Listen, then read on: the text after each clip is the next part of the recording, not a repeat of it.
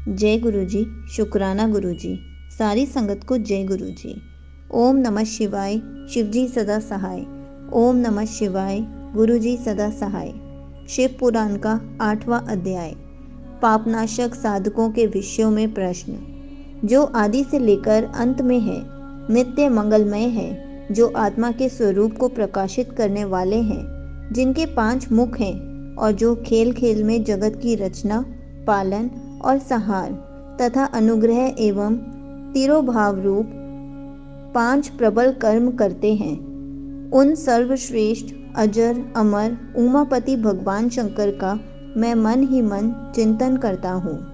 व्यास जी कहते हैं, धर्म का महान क्षेत्र जहाँ गंगा यमुना का संगम है, उस पुण्यमय प्रयाग जो ब्रह्मलोक का मार्ग है, वहाँ एक बार महातेजस्वी महाभाग महात्मा मुनियों ने विशाल यज्ञ का आयोजन किया।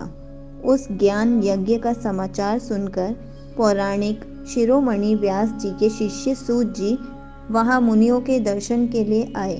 सूत जी का सभी मुनियों ने विधिवत स्वागत व सत्कार किया तथा उनकी स्तुति करते हुए हाथ जोड़कर उनसे कहा, हे सर्वज्ञ विद्वान रोमहर्षण जी, आप बड़े भाग्यशाली हैं। आपने स्वयं व्यास जी के मुख से पुराण विद्या प्राप्त की है। आप आश्चर्य स्वरूप कथाओं का भंडार हैं। आप भूत भविष्य और वर्तमान के ज्ञाता हैं। हमारा सौभाग्य है कि आपके दर्शन हुए। आपका यहाँ आना निरर्थक नहीं हो सकता। आप कल्याणकारी हैं। उत्तम बुद्धि वाले सूत जी, यदि आपका अनुग्रह हो तो गोपनीय होने पर भी आप शुभाशुभ तत्व का वर्णन करें, जिससे हमारी तृप्ति नहीं होती और उसे सुनने की हमारी इच्छा ऐसे ही रहती है। कृपा कर उस विषय का वर्णन करें। घोर कलयुग आने पर मनुष्य पुण्य कर्म से दूर होकर दुराचार में फंस जाएंगे, दूसरों की बुराई करेंगे, पराई स्त्रियों के प्रति आसक्त होंगे, हिंसा करेंगे, मूर्ख, नास्तिक और पशु बुद्धि हो जाएंगे। सूत जी, कलयुग में वेद प्रतिपादित वर्ण आश्रम व्यवस्था नष्ट हो जाएगी। प्रत्येक वर्ण और आश्रम में रहने वाले अपने अपने धर्मों के आचरण का परित्याग कर विपरीत आचरण करने में सुख प्राप्त करेंगे।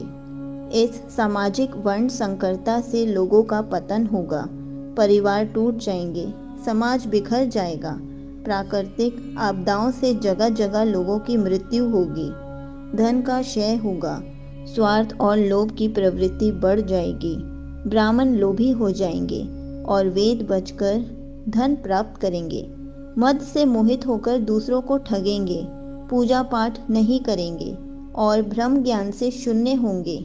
क्षत्रिय अपने धर्म को त्याग कर कुसंगी, पापी और अभिचारी हो जाएंगे।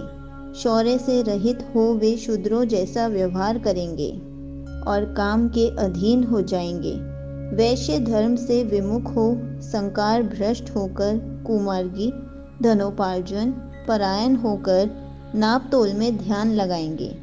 शूद्र अपना धर्म कर्म छोड़कर अच्छी वेशभूषा से सुशोभित हो व्यर्थ घूमेंगे।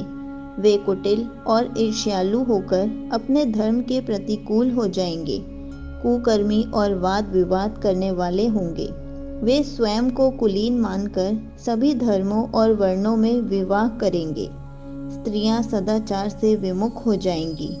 वे अपने पति का अपमान करेंगी और सास ससुर से लड़ेंगी, मलिन भोजन करेंगी।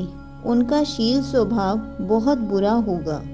सूत जी, इस तरह जिनकी बुद्धि नष्ट हो गई है और जिन्होंने अपने धर्म का त्याग कर दिया है, ऐसे लोग लोक परलोक में उत्तम गति कैसे प्राप्त करेंगे?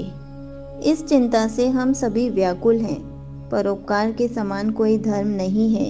इस धर्म का पालन करने वाला दूसरों को सुखी करता हुआ स्वयं भी प्रसन्नता अनुभव करता है। यह भावना यदि निष्काम हो तो कर्ता का हृदय शुद्ध करते हुए उसे परम गति प्रदान करती है। हे महामुने, आप समस्त सिद्धांतों के ज्ञाता हैं। कृपा कर कोई ऐसा उपाय बताइए जिससे इन सबके पापों का तत्काल नाश हो जाए। व्यास जी कहते हैं, उन श्रेष्ठ मुनियों की यह बात सुनकर सूत जी मन ही मन परम श्रेष्ठ भगवान शंकर का स्मरण करके उनसे इस प्रकार बोले। यहीं पर 8वां अध्याय समाप्त होता है। जय गुरु जी, शुक्राना गुरु जी।